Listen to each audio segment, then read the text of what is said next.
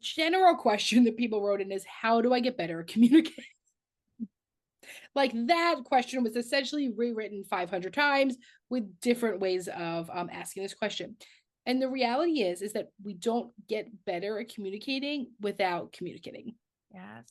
The only way we get better at anything is trying to do something different and trying different stuff. And I think we have this idea that we're going to get better in the moment, right? So the immediate reaction of a response. The thing is that usually the way we get better at communicating is when we come back 3 days later and we think, hey, I've really thought about what you said a lot and it hasn't been sitting well with me. And typically, if you're still thinking about interaction, it means that there's some processing to do around it. Yeah. I would also want you to ask yourself, like, what are your pain points specifically with communicating? Like, are you someone who is reactive? Are you yelling? Are you shutting down? Are you, everyone is different with their struggles with communication. Typically, these develop from early childhood and we bring them into adulthood. But I would want to know specifically what makes it difficult for you to communicate. I think sometimes in communicating, if you're someone who maybe shuts down or holds things you in the moment may have a hard time articulating yourself or feeling like you can articulate yourself in a way that keeps you from being emotional, and that's okay. So I would just want to first identify what specifically you struggle with in communication. And then I would want you to ask yourself, what would it take to work on this? What does this look like to work on this? Does it mean, if I'm yelling, and trying to communicate, if I'm too reactive, then does that mean I need to take a time out when I'm starting to feel myself get reactive? What does it feel like in my body when I'm starting to get reactive? How can I start to self-soothe? If you're someone who shuts down, to ask yourself, what do I need in those moments when I shut down to bring myself back into the conversation? So I think the first step to figuring out how to work on your communication is to figure out what your pain points are in the communication specifically. Yeah. So let's go through. Some people did identify their pain points. Are you ready? Let's do it. I'm ready. Okay. So, how to leave space for your quiet partner to speak more. I lead every serious conversation. So there's quite a few people that wrote in basically about being the external processor or the over processor, aka the Emmalee. And sometimes when we talk about, a lot of people wrote in, we're going to use the term unbridled self-expression. I over express myself. I over talk. Somebody else wrote in and said, I'm an open book. My husband is not. He likes to process in silence, and I need a play-by-play. And I think the thing is when you are someone who is such an outward expression person and processor, and you have some of this unbridled self-expression, you think you need it, right? This person said, I need a play-by-play. You don't need, right? That's what feels comfortable. But I would ask yourself, is it actually doing what you think that it's doing? The same thing with people that do all internal processing. Do you actually need that? Or do you have to try something a little bit different?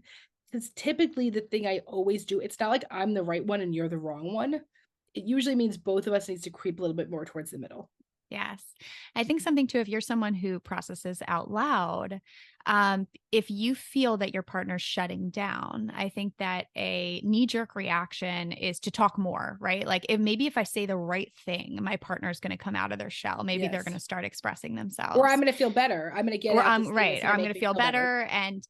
But the thing that I would suggest that you work on is, instead of talking at your partner, see if you can start asking them questions, right? Try to slow yourself down and start to ask them questions like, hey, this is how I was feeling about this. I'm wondering, how are you feeling about this? Like, what's going on for you? Or like, what was this experience like for you?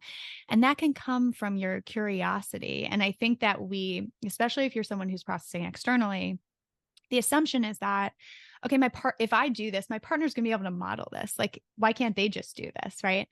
If you're someone who processes internally, to have the space to be able to express yourself and have someone ask you questions is so incredibly helpful. It really helps you to be able to get out of your shell. And I would also encourage you, if you're someone who processes externally, to really slow yourself down, because your partner shutting down is not a message that they don't care about you or they don't have anything to say. It's that they're not used to processing things out loud. And if you give them space and slow yourself down, and really sit with what they're saying, it's going to be more and more comfortable for them to be able to communicate with you. So your challenge as the external processor is going to be slowing yourself down and giving your partner space when they actually are expressing themselves, Yeah. and being curious and asking them questions. And for the person, the external processor, you might have to actually talk yourself down and say to yourself, stop talking to yourself, because it's so impulsive Yes. that you're just like blah blah blah blah blah blah, blah and you're just like word vomiting, and then it feels like you just have to keep going because you just have to get it out. You have to get it out because you're so actually uncomfortable in the situation. So you may have to like take your hands, sit on them, and say to yourself like, "Oh, hold your fucking mouth shut." Like talk yourself through that process. Yeah. Um, because the thing is that if you, I have a family friends that like, so my parents' best friends, they had twin girls, and the one girl was such a talker and the other girl was super, super quiet, twins. And the quiet one started just talking to the twin.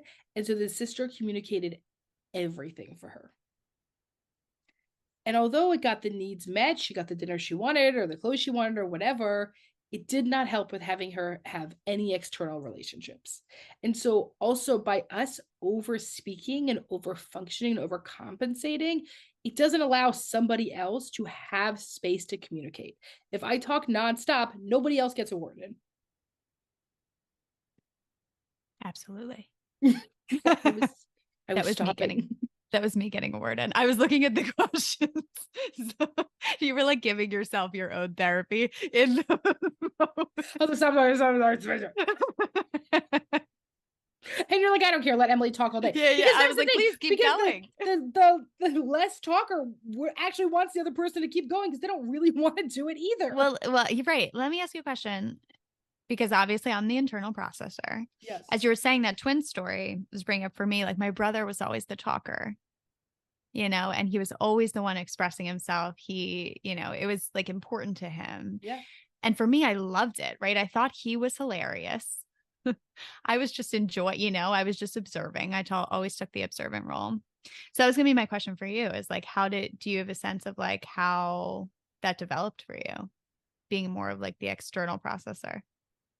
Yeah. My brother could keep everything inside and then Oh. then he blows up. Oh. So he really held things in. I think Wow. he didn't have the skills younger. I mean, he's also a socialized man, right? Like, so Right. like the reality is, although your brother's socialized man. Yeah, but my brother's a different Yeah, he really breed. is. He is He a different really breed. I is. know. I He's know. like I uh don't yeah, understand. me, yeah, but not the same. So I feel like my brother, yeah, I mean, I was a talker. Like I remember being like a younger kid and him be like, you remember you to like, actually order pizza on the phone on a Friday night. And he Yes. would be, my mom would be like, oh wait, we can order like Domino's or whatever tonight. And my brother would be like, okay, Emily's gonna call. Wow. Brother would like make me call for him. Wow. Yes. That's really interesting. Oh, good Yeah, to he know. didn't It's want to so talk on the phone. interesting. It's so interesting that it came from our siblings. Comes to your siblings sometimes. I do. I Wow. think that there's really something to that. And then I think for a lot of people, if you grew up at a home where there wasn't space for you to talk, it can feel really uncomfortable, or it feels like you can never stop talking because you never had enough. Right. And so I think it can play out in a few different ways. Absolutely.